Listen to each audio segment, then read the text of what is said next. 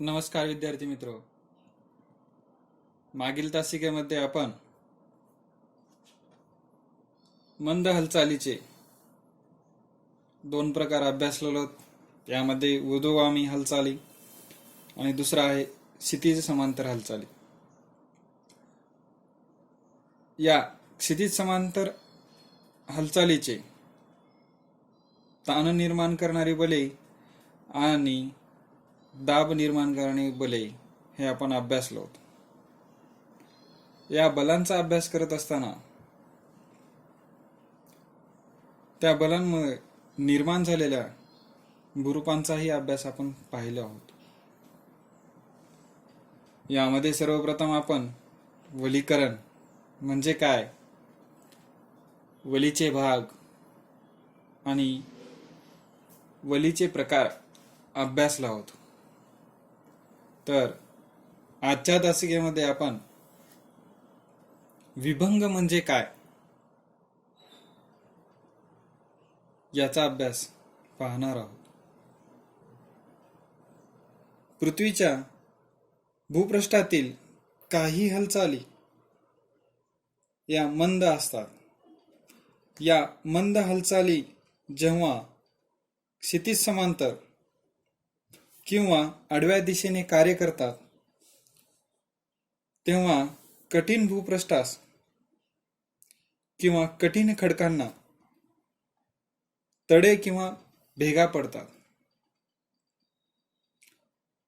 यामुळे जमीन वर सरकते किंवा खाली खचते. तर काही वेळेस या तणावामुळे भूभाग बाजूला सरकवतो. अशा विविध प्रक्रिया घडून येतात आणि या प्रक्रिया घडून येत असताना भूपृष्ठाला विविध स्वरूपाचा आकार प्राप्त होत असलेला आढळतो. या क्षितिज समांतर हालचालीमुळे भूकवचातील खडकावरती ताण पडून अशा भूपृष्ठाला विविध स्वरूपाचा आकार प्राप्त होत असलेला आढळतो.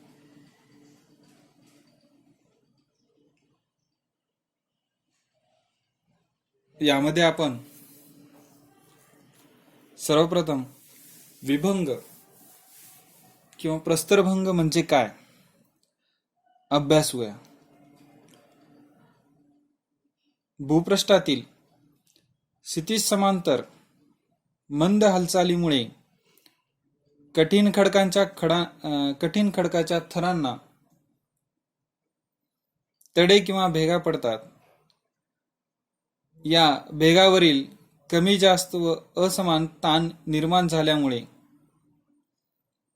जमीन वर सरकते किंवा खाली खचते. त्या क्रियेस प्रस्तरभंग असे म्हणतात. त्याचीच दुसरी व्याख्या, क्षितिज समांतर हालचालीमुळे भूकवचातील खडकावर सामान्य किंवा प्रबल ताण निर्माण होऊन भूकवचातील खडकांना तडे किंवा भेगा पडतात किंवा भूपृष्ठाचा काही भाग खाली खचतो किंवा वर उंचावतो. अशा प्रक्रियेस प्रस्तरभंग असे म्हणतात. एकंदरीत अंतर्गत शक्ती निर्माण झालेल्या क्षितिज समांतर हालचालीमुळे भूकवचातील खडकावर तणाव निर्माण होतो. तणाव शक्ती ज्यावेळेस सामान्य असते त्यावेळी भूकवचातील खडकांना फक्त तडे किंवा भेगा जातात. परंतु तणाव प्रक्रिया ज्यावेळी प्रबल असते तेव्हा खडकांना भेगा किंवा तडे पडून त्या ठिकाणचे शिलाखंड खाली खचते किंवा वर सरकते किंवा पुढे मागे स्थलांतरित होतात, यालाच प्रस्तरभंग किंवा विभंग असे म्हणतात. म्हणजेच भूकवचामधील कठीण खडकावर दोन्ही बाजूने येणाऱ्या दाबामुळे खडकांना वळ्या न पडता तडे जाऊन ही प्रस्तरभंग निर्माण होतात. या प्रस्तरभंग प्रक्रियेलाच विभाजन किंवा विभंग असेही म्हणतात.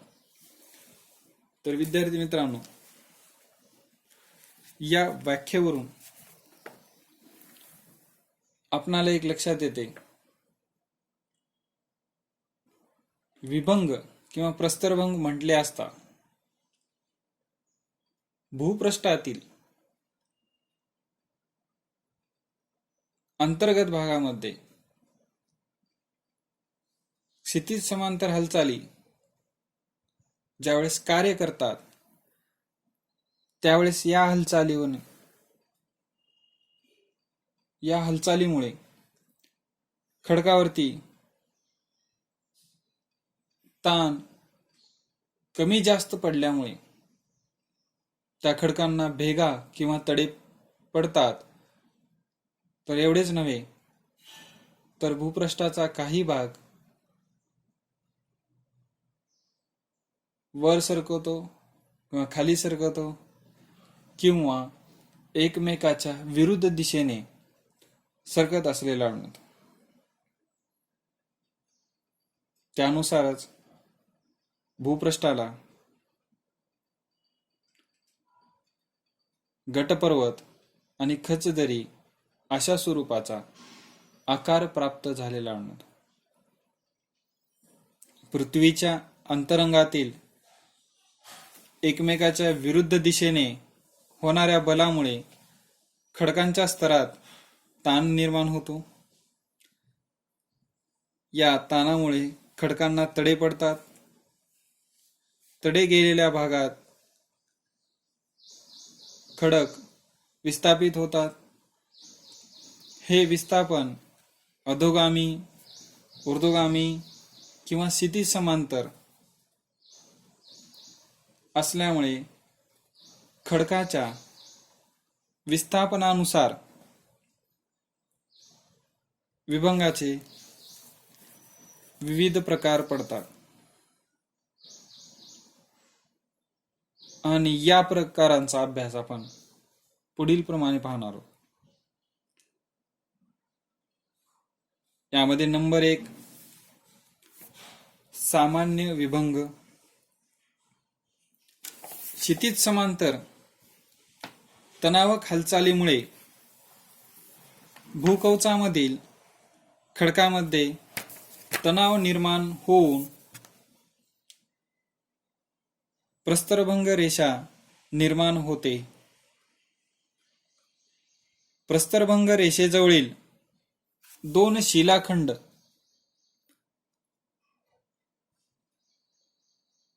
दोन शिलाखंडापैकी एक शिलाखंड खालील बाजूस प्रस्तरभंग पातळीवरून सरकतो.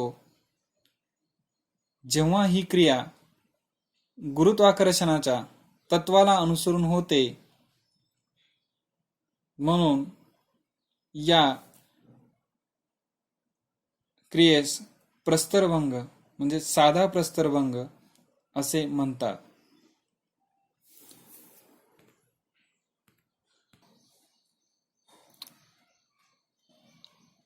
आकृती 1.6 मध्ये आपण निरीक्षण करून पाहू शकतो. त्यामधली अ हे साधा प्रस्तरभंगाची आकृती असलेली आहे. खडकाच्या थरावर ताण पडल्याने त्यास तडा पडून थराची भेगाच्या विरुद्ध दिशेस हालचाल झाल्याने व यामध्ये बाण दर्शवलेला आहे बघा. विरुद्ध दिशेने हालचाल झाल्यामुळे खडकाचा एक थर खाली सरकलेला आढळतो आणि यानुसारच साधा प्रस्तरभंग निर्माण होत असलेला आढळतो. यामध्ये 2 बाण दाखवलेले आहेत. याचं जे ताण आहे किंवा तडा पडलेला आहे, ते तडा पडत असताना ते एकमेकाच्या विरुद्ध दिशेने जात असलेला आढळतो आणि त्यावेळेस भूपृष्ठाचा एक भाग खाली खचलेला आढळतो. त्यानंतर आहे नंबर 2, उत्क्रम प्रस्तरभंग किंवा उत्क्रम विभंग. क्षितिज समांतर हालचालीमुळे भूकवचातील शिलाखंड प्रस्तरभंग रेषेवर तडा गेल्यानंतर एक शिलाखंड दुसऱ्या शिलाखंडापासून प्रस्तरभंग पातळीवरून वरच्या बाजूस सरकतो. ही क्रिया गुरुत्वाकर्षण नियमाच्या विरुद्ध दिशेने होत असल्यामुळे याला उत्क्रम विभंग असे म्हणतात. क्षितिज समांतर हालचाली ज्यावेळेस परस्पर विरुद्ध दिशेने दाब येतो त्यावेळी त्या संकोचीय हालचाली असे म्हणतात. ज्यावेळेस संकोचीय हालचाली प्रभावी असतात त्यावेळी त्यामध्ये येणारा भाग कठीण खडकाचा असल्यास त्याला घड्या न पडता तडे किंवा भेगा पडून उत्क्रम प्रस्तरभंग निर्माण होते. विद्यार्थी मित्रांनो, आकृती क्रमांक आ हे पहा. हे आपल्याला आकृतीवरून लगेच समजून येते की उत्क्रम विभंग किंवा प्रस्तरभंग म्हणजे काय लक्षात येते. खडकाच्या थरावर ताण पडल्याने त्यास तडा किंवा भेगा पडते. मात्र थरावर दोन्ही बाजूने दाब पडल्याने खडकाच्या थराची हालचाली भेगेकडे म्हणजेच भेगाच्या दिशेने झाल्याने खडकाचा थर एक वर सरकतो, हा उलट असलेला आढळतो. म्हणूनच याला उत्क्रम विभंग असे म्हणतात. यामध्ये जाणून येतो दोन्ही बाजूने दाब निर्माण होत असलेला आढळतो आणि हे दाब निर्माण झाल्यामुळे हे गुरुत्वाकर्षण शक्तीच्या उलट असलेला आढळतो. त्यावेळेस म्हणजेच काय होते, भूपृष्ठाचा भाग हा वर सरकलेला आढळतो. म्हणजे गुरुत्वाकर्षण शक्तीच्या उलट हे कार्य होत असलेला आढळतो आणि त्यावेळेस अशा प्रकारचे भूरूप निर्माण होतात. आणि हे भूरूप निर्माण होण्यामागचं कारण म्हणजे हे उत्क्रम विभंग किंवा प्रस्तरभंग असलेला आढळतो. यामध्ये दोन्ही बाजूने ताण पडले असता गुरुत्वाकर्षण शक्तीच्या विरुद्ध कार्य करत असलेला आढळतो हे भूरूप. म्हणून हे आपल्याला भूरूपाची निर्मिती होत असलेली आढळते. यानंतर आहे कातर विभंग किंवा कातर प्रस्तरभंग. क्षितिज समांतर हालचालीमुळे भूकवचामधील खडकात उभ्या दिशेत शिलाखंड तडा किंवा भेगा जातात. त्यावेळी शिलाखंडाची हालचाल उभ्या दिशेत न होता आडव्या दिशेत होऊन प्रस्तरभंगाची निर्मिती होते. अशा प्रस्तरभंगास कातर प्रस्तरभंग असे म्हणतात. भूकंपाच्या वेळी अशा प्रकारचे प्रस्तरभंग आपणास पाहावयास मिळते. ज्यावेळेस कातर प्रस्तरभंग निर्माण होते त्यावेळेस विभंग प्रतलाच्या कोणत्याही एका बाजूच्या खडकाचा स्तर हे ऊर्ध्व दिशेने हालचाल न करता त्याऐवजी खडक स्तराच्या हालचाली क्षितिज समांतर दिशेने करत असलेला आढळतो. म्हणजेच ज्यावेळेस या भूपृष्ठावरती ताण पडत असलेला आढळतो त्यावेळेस भूपृष्ठाचा भाग क्षितिज समांतर म्हणजे परस्पर विरुद्ध दिशेने किंवा आडव्या दिशेने कार्य करत असलेला आढळतो आणि त्यावेळेस भूपृष्ठ हे वर सरकत असलेला आढळतो.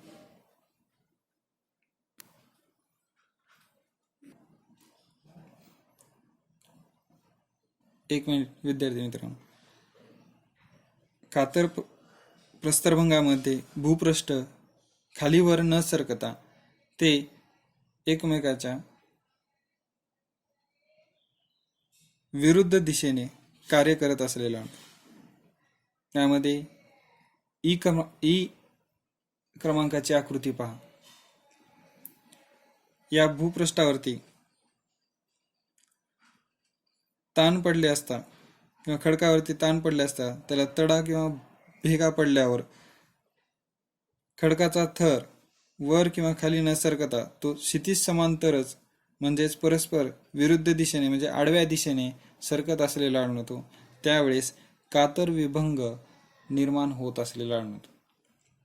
यानंतरचा शेवटचा प्रकार आहे तो म्हणजे प्रणोद विभंग किंवा प्रणोद प्रस्तरभंग.